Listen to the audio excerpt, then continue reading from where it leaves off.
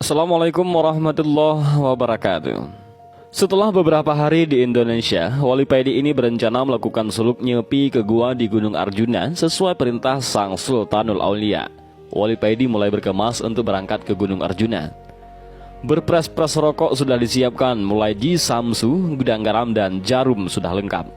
Tidak ketinggalan, kopi satu black juga dibawanya. Setelah sampai di kaki Gunung Arjuna, Wali Paidi mulai mendaki mencari gua yang dimaksud oleh Sang Sultanul Aulia. Pada hari yang ketujuh sejak pendakian, Wali Paidi akhirnya menemukan gua tersebut. Gua itu mulutnya kecil, tertutup ilalang, tapi di dalamnya luas. Di pojok kiri ada sumber mata air dan di pojok kanan ada batu yang menyerupai meja yang kemungkinan oleh yang punya gua ini dulu dipakai untuk sholat.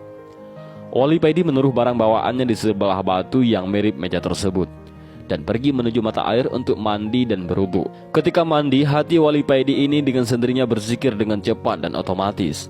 Pengetahuan ruhani Wali Paidi semakin bertambah. Hatinya berbunga-bunga tanpa dapat ia cegah.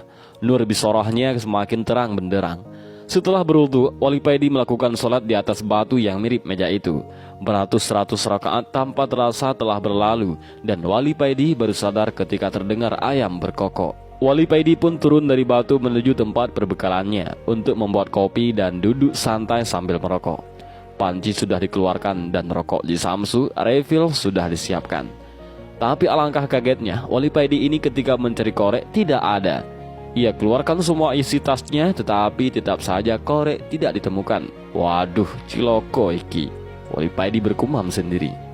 Dia melihat kopi satu black yang aromanya begitu harum dan berpres-pres rokok berbagai merek tergeletak di samping kopi. Wes muspro kabeh iki, kok bisa koreknya nggak ke bawah? Kata Wali Paidi mulai kesal. 1-2 hari dilalui Wali Paidi ini tanpa kopi dan rokok. Dan pada hari yang ketiga, Wali Paidi mulai tidak tahan. Hatinya semeblak ketika melihat kopi dan rokok yang terkulai tak berguna. Wali Paidi mulai membaca hizib.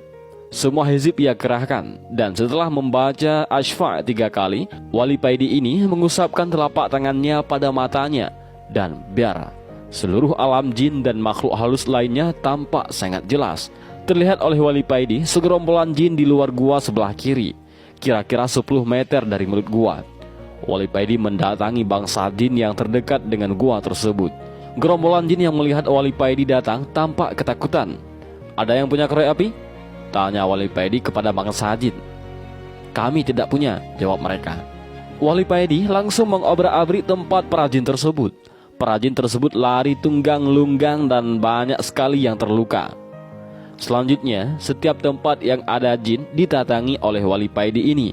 Dan kalau ditanya jawabannya tidak punya korek, maka Wali Paidi ini langsung mengobrak-abrik tempat tersebut.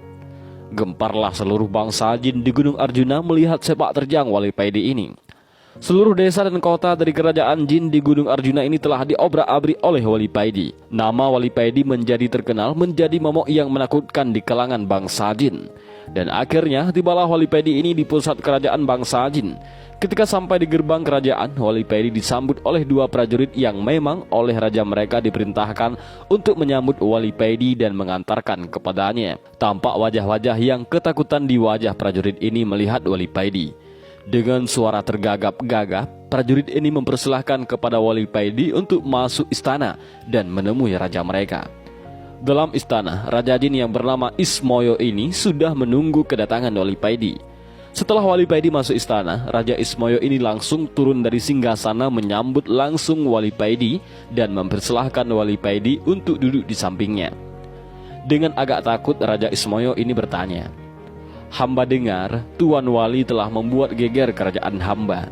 Tuan telah mengobrak-abrik seluruh wilayah kerajaan tanpa ada yang sanggup melawan Tuan.